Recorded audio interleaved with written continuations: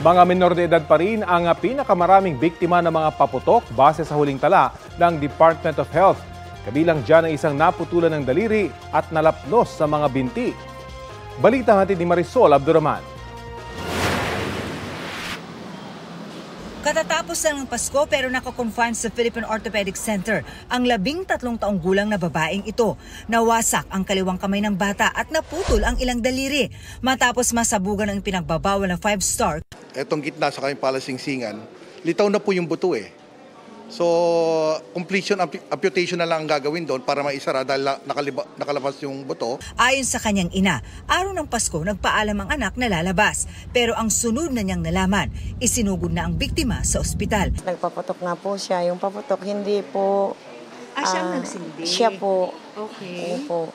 Tapos siya po ang nagsindi. Kaso nung itatapon na po niya yung paputok, hindi daw po nawala, natanggal sa kamay niya, dumikit daw po. Nagulat na lang po siya na sumabog na sa kamay niya. Sabi po din niya na medyo nakainom daw po sila.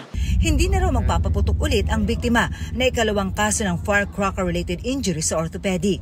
Boga naman ang sanhi ng pagkakalapnos sa binti at hita ng 12 anyos na bata na isinugod sa Tondo Medical Center. Patient has 10% burn, so we noted the burns on the legs and extremities of the patient. Second-degree burn po, ma'am, sa patient.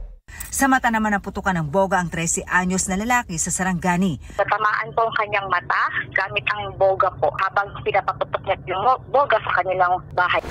Sa Zamboanga City Medical Center, edad 6 at 8 ang naputukan ng pikulo at bogas sa kamay.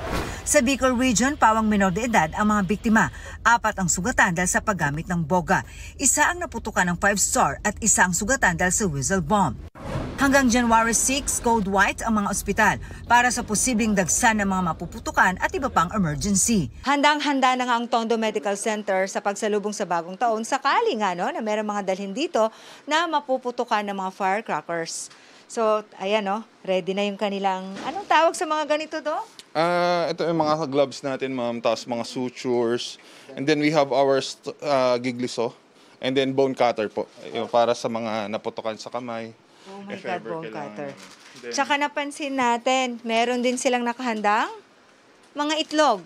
Dok, bakit po may itlog kasama sa preparation? Usually, pag nakakalunok po ng mga patient ng mga paputok, usually nagbibigay po tayo ng itlog na white to avoid further poisoning po.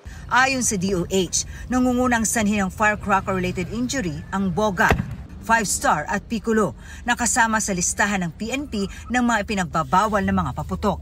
Hindi na lang nga may pwesto sa tindahan ang binabantayan, kundi pati ang mga nagbebenta online. Ang pinagbabawal na naman po talaga dyan yung pagbebenta sa online. Dahil alam naman po natin na walang inspection ng gobyerno ito. Hindi siya katulad ng physical na spot. Yung pag-transport, alam nyo, siyempre walang security.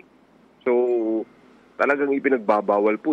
Sa ngayon, 115 social media pages ang napatake down dahil sa nagamit daw para sa bentahan ng paputok. Mahigit 200 ang minomonitor. Mula December 6, 10 na ang arestado, kaugnay sa bentahan ng paputok sa social media.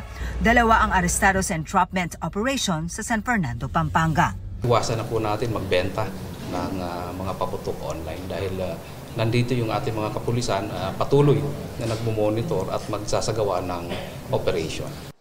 Marisol Abduraman, nagbabalita para sa GMA Integrated News.